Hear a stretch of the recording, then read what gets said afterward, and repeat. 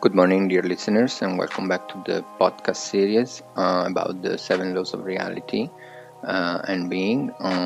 Podcasts that are based on some suggestions from my two books, The 7 Laws of Reality and Being and No Age Ontology. And today we continue our podcast series with the phenomena of mental suggestion. In the previous podcast, we spoke about the mental gender, and according to this, there are some according to the mental gender, we can study the phenomenon of mental suggestion. So in this mental induction or suggestion, a combination of willpower and desire force, the two aspects of the mind manifesting power, may be used. So these two, we have seen, willpower is mainly used to either awaken the desire force in another person or to subjugate the other person's will.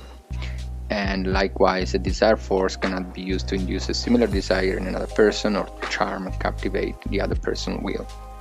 So these ones are according to the mental genders of masculine and feminine. So desire force acts in the direction of drawing, pulling, attracting, charming, while the willpower acts in the direction of compelling, forcing, driving, demanding. So desire force is the feminine mental gender, related to the feminine mental gender, and the willpower is related to the male mental gender. We spoke in the previous podcast how these two, they are combined in the mind of every sentient being, especially human beings. And so they're not separate entities, but they're just simply different aspects of the mind of a sentient being, and they're usually used without knowing by most human beings. But in this case, we're just studying this phenomena.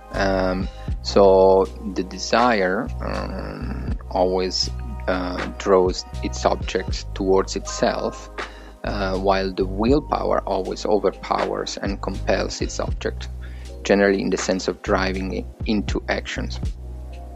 So, like we said, most people in general use both of these aspects somewhat unconsciously, with very little results. But like any other skills, they can also be mastered consciously, and also they can be used unscrupulously, so unethically, and they can be responsible for the phenomena of mental influence, fascinations, suggestions, also hypnotism, and mass manipulation. So the induction of mental states in others by means of suggestion has to do with the feeling phase of the mind, because it deals with the production of emotional states rather than rational mentality. So it's always connected to the emotional states of oneself and other.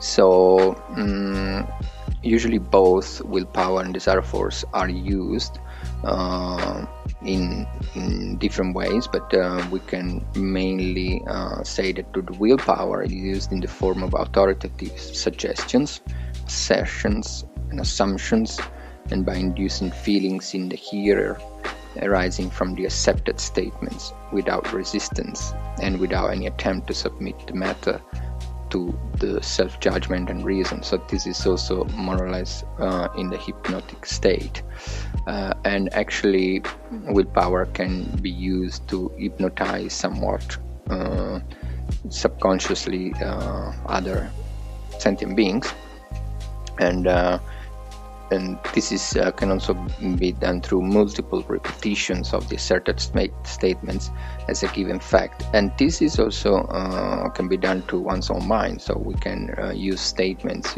in order to convince ourselves of something. So suggestions is the active factor, and sort of the hypnotic passive condition is the psychological state in which the effect of the suggestions are heightened in the case of hypnotism. So it's never a good thing to be subjected to hypnosis because the will of the person is overpowered by the will of the practicing hypnotist, and various suggestions can be made in this state. So it's an undesirable, weakened state of will, and also some suggestion can be accepted and acted upon.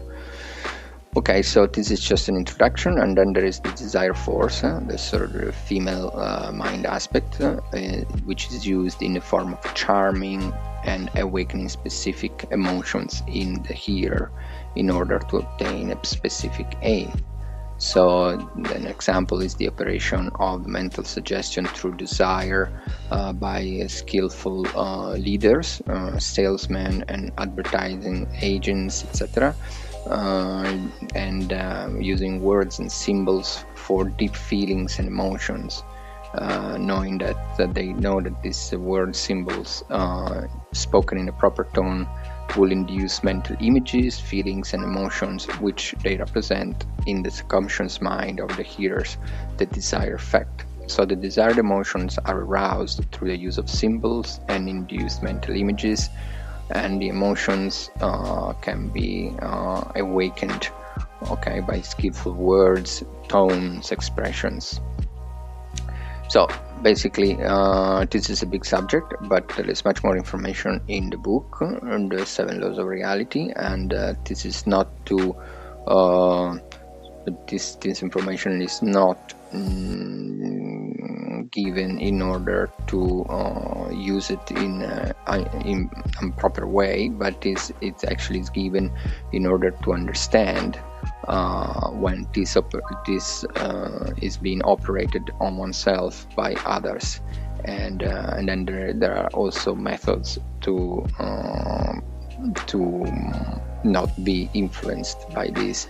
But in a nutshell, like without going into much details, the first and basic method is to always not react on an emotional urge, but to always wait and take at least some minutes or hours or days in order to reflect without any emotional involvement about any decisions to be made or that are suggested.